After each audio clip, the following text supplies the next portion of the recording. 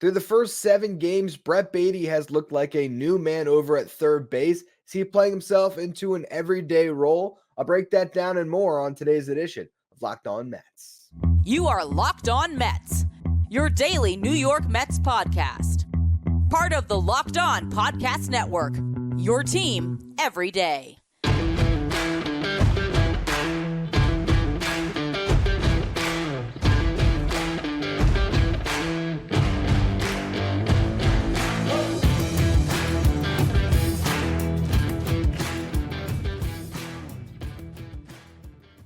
Hello to all you amazing Mets fans. You're watching Locked On Mets, part of the Locked On Podcast Network, your team every day. I'm your host, Ryan Finkelstein. If you want to find any of my work, follow me on X at Finkelstein Ryan. You could also find some of my writing at justbaseball.com, where I work as the managing editor. Well, the Mets have a little winning streak, 2 games in a row. They take the first game of their series in Cincinnati on Friday night. And I feel like fortune is starting to turn for the Mets. There was a lot of points in this game where things just went the Mets' way that really helped them along. It wasn't the prettiest of baseball games in the sense that, the Mets didn't go out and just score a ton of runs, and their offense still struggling. I mean, only had 4 hits in the game. They did draw 5 walks. They got hit a couple times. So there's a lot of traffic on the bases, and that traffic ultimately resulted in enough runs. But again, you look at this Mets team, they were 0 for 5 with runners in scoring position. So it was not the explosion we were hoping for offensively in Cincinnati, but they did just enough, and they got a really great game out of Brett Baty, who we're going to talk about a little bit more in the next segment as well. Just the defense that he's playing at third base is exceptional. Let's walk you through the game a little bit here, though. First inning, Mets failed to get a run in after having 2 runners in scoring position. Lindor got hit by a pitch to lead off the game. Alonso and Alvarez each got out, but Baty came up with 2 outs. Lindor was running on the pitch, and Baty hit a cue shot down the third base line. Lindor was able to go to third base. Baty heads up behind him, able to advance to second base. So he had 2 runners in scoring position. A base hit by Starling Marte would have given the Mets a nice early lead, and he struck out. Bottom half of the inning, Spencer Steer puts the Reds up with a solo home run, but Jose Quintana really settled in after that. There was some hard hit balls against him. He did walk 4 in the game, but still a steady hand on the wheel throughout the start. And he got a lot of help in the 5th inning by Baty. The Mets had scored a run in the top half, a sac fly by Francisco Lindor. The Mets, though, had the bases loaded, and that's all they got out of it. Tyrone Taylor had drawn a walk. Harrison Bader got a hit, and DJ Stewart got drilled, but it was just a Lindor sac fly that they're able to cash in one of those runs. Alonso ended up popping out with a couple runners on there. So another missed opportunity.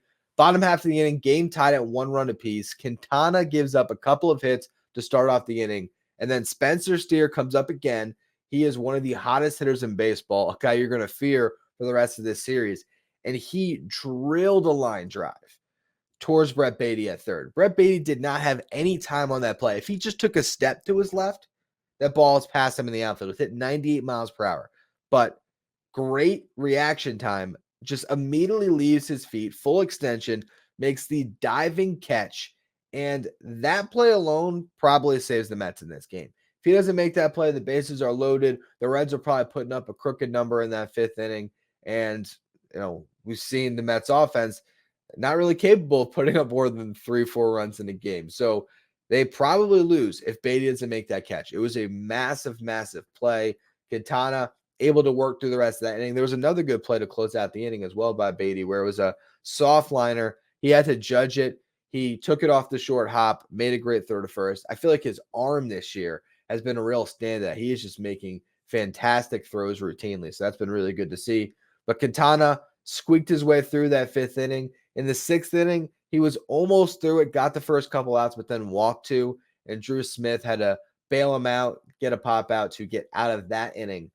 So the Mets were able to keep the game tied, and in the top of the 7th, they finally got a lead, and this is where I'm talking about some good fortune, all right?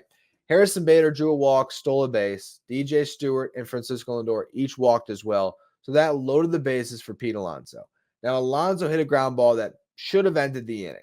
Up the middle, it was a chopper, a little bit of a slow roller, and, not a slow roller, a chopper that got to Elly De La Cruz slowly. He had a play at second base. If he had fielded it cleanly and got that transfer and made the toss, Lindor would have been out. But he struggled to get the ball out of his glove. That half a second struggle allowed Lindor to beat it out at second. Bader came around to score. And there was, again, a fortunate run for the Mets to take a lead. Now, from there, the Reds had another opportunity in the bottom of the seventh inning. Drew Smith stayed on a pitch for another inning after getting that one out in the sixth. Gave up a couple of hits, including a double. Brooks Raley comes in with 2 runners in scoring position to try to bail him out of a jam. He walks the bases loaded to face Elly De La Cruz and gets a massive strikeout to get out of that threat. Brooks Raley right now, again, looks like the second best reliever in this bullpen to Edwin Diaz. Although Adam Ottavino did have a nice 8th inning today, got a couple strikeouts and a 1-2-3 frame.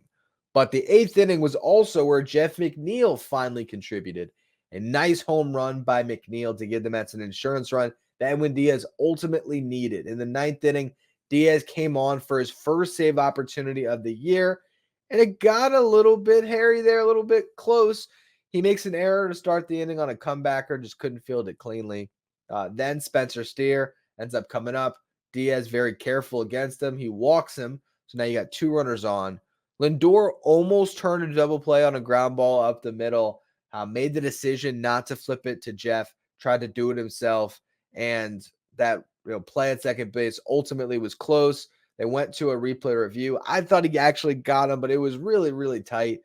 Tie goes to the runner, as well as what the ruling on the field was is what has to stand because it was just inconclusive. That put 2 runners in scoring position with 1 out. Diaz got a fly ball that scored 1, but got him his 2nd out of the inning. There was still that last runner standing on second base, and then a wild pitch advanced him to 3rd. So you had a runner 90 feet away from tying the game, which would have spelled disaster for the Mets. But Edwin Diaz ended up getting the big strikeout he needed on Jake Fraley on a nasty slider, and the Mets were able to survive. Good victory all around for the team there. The bullpen pitched well. Quintana, a solid start. Great defense behind their pitching staff. The offense still has to erupt, and hopefully that happens here over the next couple of days. But it's been great to see Brett Baty progress defensively, offensively. He looks like the everyday third baseman for the Mets. I want to talk about that a little bit more in the next segment. First, though, today's episode is brought to you by LinkedIn. Are you struggling to close deals? B2B selling is tougher than ever, and that's why I want to tell you about LinkedIn Sales Navigator. LinkedIn Sales Navigator is a sales intelligence platform that helps professionals effectively prospect and engage high-value customers, driving higher revenue and increasing sales performance. Sales Navigator helps you target the right buyers and surface key signals and shows you the hidden allies so you can find those buyers that are most likely to convert. Fueled by LinkedIn's 1 billion member platform, Sales Navigator gives you the most up-to-date first-party data, enabling you to unlock conversations with people that matter. Right now, you can try LinkedIn Sales Navigator and get a 60-day free trial at linkedin.com/lockedon. That is linkedin.com/lockedon for a free 60-day trial. LinkedIn Sales Navigator helps you sell like a superstar today. Just go to linkedin.com/lockedon and get started. Through the first 7 games this season, I believe the most important development for the Mets has been Brett Baty. His defense at third base and his presence at the plate has been so much better than it was last year that it is really promising moving forward. The Mets actually do have their third baseman of the future in Brett Baty, which is something that we stopped saying after last year. When he came up, everyone thought, all right, that position, it's locked down, it's sealed. This guy's going to be the everyday guy there. He's going to come up, have no problems, adjust to the big leagues very easy, and just roll. That's what we all expected because this guy was a top 20 prospect in all of baseball. But that did not pan out. He really struggled last year, and honestly, he put up production that had him really being the worst starting third baseman in the game last season. That's a lot to shake off, but I think Brett Baty went about his offseason the right way. He took a step back at the end of the year, didn't pick up a bat for about a week. Just watch film, talk to the hitting coaches, try to figure out what went wrong with his swing, identified a problem. He felt like his top hand was really weak through the zone. He wanted to get stronger with that throughout the offseason. He set out a plan. He worked on it. He worked on his defense. He showed up to camp a better player.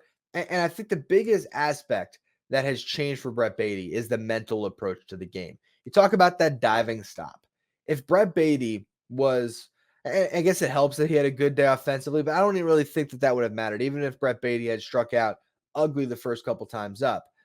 He is playing the field and really just focusing in on the task at hand. And you have to be completely dialed in to make a diving catch like that. Like I said, if he just took one step to his left before diving, that ball's in the outfield. But he was able to read the play, line drive right at me. I just got to leave my feet to try to get to it. And he makes that catch. And we've seen so many different plays this year where Baty is just on his toes in the right spot and making the right read on a lot of different balls. That shows a player that has really improved, not just physically, but the mental side of the game. It's starting to slow down for him. And then at the plate, we're seeing the same progression. He's hitting 273 so far this year. That's a small sample size, but I do believe he can keep that up throughout this season. He is a good enough hitter to hit 270. Hell, he's a good enough hitter to hit 300 in the big leagues. I don't believe that happens this year, but can he carry this slash line throughout the entire season? It's a 273 average, a 360 on base, and a 409 slug. I think he really can, and I even believe there's some more room for the slug to tick up a little bit. One of my bold predictions for this season was that Brett Baty was going to post an 800 OPS, and I also did a giveaway where I set a realistic OPS for him, and that OPS was 736. That's based on what the projection models are telling us and just my thought process of, okay, I think he's going to slug at least 400, and I think he's going to get on base at least a 336 clip. But with that said, I still believe that there is that upside, that this guy can get on base at a 350 to 360 clip, and he can slug at a 450 clip. I think that's in him. Who knows? If he pops a home run this series, you'll see that slugging percentage tick up. All of a sudden, he will be there in an 800 OPS range. And like I said, I think he can maintain that. He is a good enough hitter to do so if he doesn't get in his own way mentally and he just stays locked in and rides the waves. There's going to be some times where he struggles and he's going to get hot. And we still haven't seen Brett Baty red hot yet. That's coming. You're going to see some stretches here where this guy can be a real threat in the middle of your lineup. And having him as a solid bat from the left side, that's so huge for this team right now because they really are getting kind of weak when it comes to that side of the plate. You got Brandon Nimmo, who has struggled to start the season, but we all expect him to turn around. Same story for Jeff McNeil. Hopefully the home run is a beginning of a hotter streak for him. But outside of those two guys, where's your left-handed power? And even they're not power hitters, okay? You need someone who can bring you some power from that side of the plate. Francisco Lindor as a switch hitter is hopefully going to translate to some home runs from that side, but you're just not seeing that top lefty in this lineup. Baty can be that this year. He can be there along with Nimmo, and he can be the lefty in the middle of the lineup that can break up all these righties. When JD Martinez comes up, you're going to have Alonso, Martinez, and Alvarez. That's three righties. You want a lefty you can plug in there somewhere, and I think Baty's going to be the guy. So once they get Martinez up, let's say they still go with the Nimmo, Lindor, Alonso trio atop their lineup, JD Martinez bats cleanup, Brett Baty's your fifth hitter, and Alvarez hits sixth. That lineup gets so much longer by having Brett Baty hit like this and just be that presence that can be right there in the middle of this Mets lineup. So I've loved what I've seen from Brett Baty. I think if this season ends and the Mets don't make the playoffs, they have a bad year, maybe they're even under 500 and a lot goes wrong throughout the season, but Brett Baty goes right and he has himself a year where he does post that 800 OPS, Brett Baty alone can make this a successful season for the Mets, because if they go into next offseason with their top prospects all close, if not some of them having already graduated and gotten up between Luis Angel Acuna and Drew Gilbert and Jet Williams, and they have third base solidify with Brett Baty, and going into the future, you got Baty at third, you got Alvarez behind the plate, Nimmo probably in left field, but somewhere in the outfield, and Lindor at short. You have a lot of positions plugged up. You'll still have, of course, the question about Alonso in free agency, how else they round out the team. But having that position at third solidified, not having to think about Alex Bregman in free agency or anybody else. That's going to make this team so much better into the future. His development is right atop the list of things that matter to the Mets this year, things that you want to go right. And so far, short sample size here, but 7 games into the season, I've loved what I've seen from Brett Baty.